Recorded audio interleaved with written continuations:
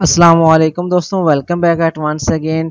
सो friend, आज इस video में हम डिस्कस करेंगे इस एरर को। समटाइम क्या होता है कि जब हम अपना कोई पुराना प्रोजेक्ट को ओपन करते हैं तो इस तरह का एक एरर हमें शो कराता है, expected to find project root in current work directory, और या फिर हमें ये एरर शो होता है pubspec.yaml फाइल फाउंड।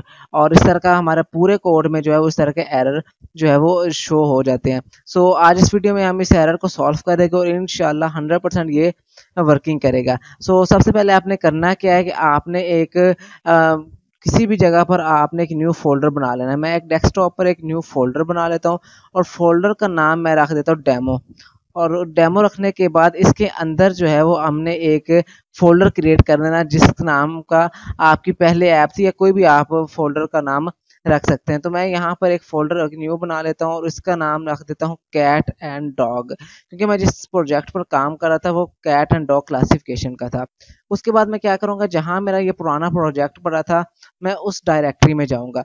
तो मेरा जो पुराना प्रोजेक्ट था वो इस फोल्डर में पड़ा हुआ है, फ्लटर प्रोजेक्ट्स में। और ये वाला मेरा कैट्स एंड डॉग क्लासिफिकेशन का ये प्रोजेक्ट पड़ा हुआ है। आपने इस फोल्डर को ओपन करना और इसके अंदर जो एक फोल्डर पड़ा हुआ है इसको आपने कर लेना कॉपी।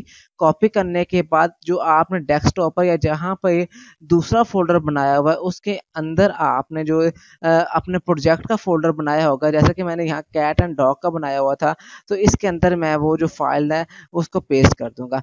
पेस्ट होने के बाद आपने क्या करना है, तो जब तक ये पेस्ट हो रहा है मैं इतना जो है वो विजुअल स्टूडियो को ओपन कर लेता हूँ।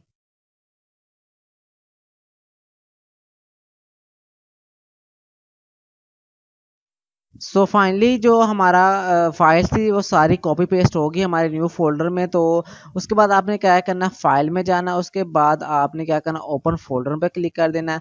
ओपन फोल्डर पर क्लिक करने के बाद डेस्कटॉप पर जो मैंने एक न्यू फोल्डर बनाया था उसको यहाँ पर कर लूँगा ओपन। जैसे कैट एंड डॉग के फोल्डर को सिलेक्ट करके मैं यहाँ इस फोल्डर को कर लूँगा ओपन।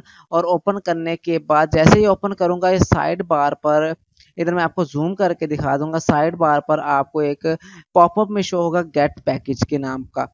तो ये देखिए, इसके बाद ये पॉपअप शो हुआ, गेट पैकेज पर आपने कर देना है क्लिक।